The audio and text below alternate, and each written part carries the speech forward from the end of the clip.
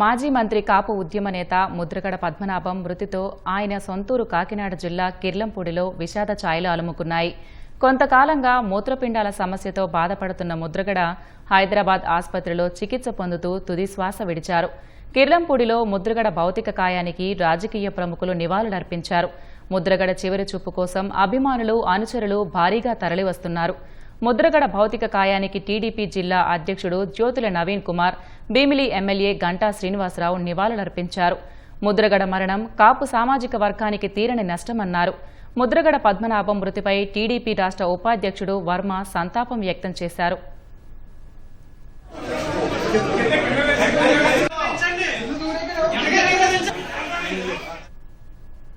ముద్రగడ పద్మనాభం భౌతిక కాయానికి నివాళులర్పించడానికి ఆయన కుమార్తె జనసేన నాయకురాలు క్రాంతి రావడంతో ఉద్రిక్తత నెలకొంది. ముందుగా ప్రత్తిపాడు వద్ద క్రాంతిని పద్మనాభం అనుచరులు అడ్డుకున్నారు. పోలీసులు బందోబస్తు మధ్య క్రాంతి కిర్లంపూడికి వచ్చారు.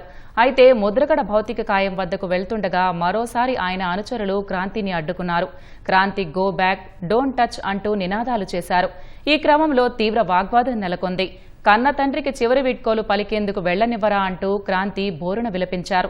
చేసేదేమీ లేక క్రాంతి తీవ్ర మనోవేదనతో దూరం నుంచే తండ్రిని చివరచూపు చూసి వెళ్లిపోయారు.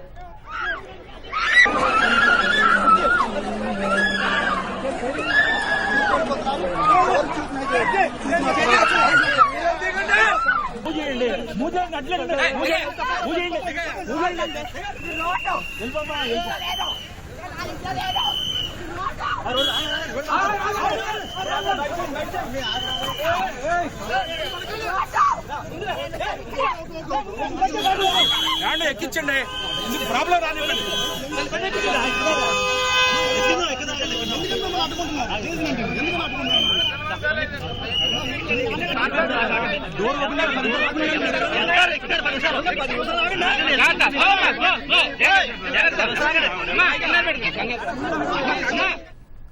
ముద్రగడ అంత్యక్రియలు అధికారిక లాంఛనాలతో నిర్వహించాలని ప్రభుత్వం నిర్ణయించింది.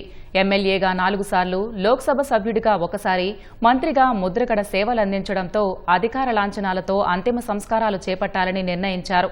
CM Chandrababu, deputy CM Pawan Kalyan ఫోన్లో మాట్లాడుకున్న తర్వాత ఈ నిర్ణయం తీసుకున్నారు. తన పార్థివ దేహాన్ని ఇంటి ఆవరణలోనే పూడ్చిపెట్టాలని బతికి ఉన్నప్పుడే ముద్రగడ చెప్పడంతో ఆ మేరకు ఏర్పాట్లు చేస్తున్నారు. సాయంత్రం 4 నుంచి 5 గంటల మధ్య అంత్యక్రియలు నిర్వహించేందుకు సన్నాహాలు జరుగుతున్నాయి. ముద్రగడ పద్మనాభం, ముద్రగడ పద్మనాభం, ముద్రగడ పద్మనాభం, జోహార్ జోహార్.